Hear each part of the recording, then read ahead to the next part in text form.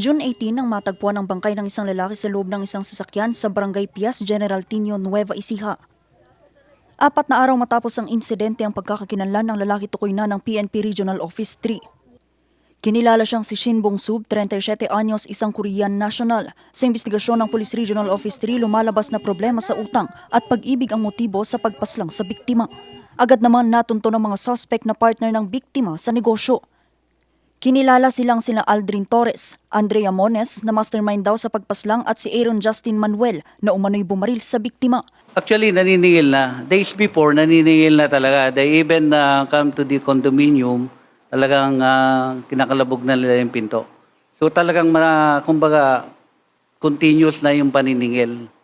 Then ayaw nang lumabas nitong isang suspect kasi walang pambayad. Bukod sa utang at pag-ibig, tinitignan din ang posibleng koneksyon ni Shin Bong-sub sa umano'y distribusyon ng iligal na droga. Specifically, party drugs. Shabu, ketamine, ecstasy. Sa ngayon, inihahanda na ang pagsampa ng kaukulang kaso laban sa 3 suspect. Vanessa Bugtong, RNG News.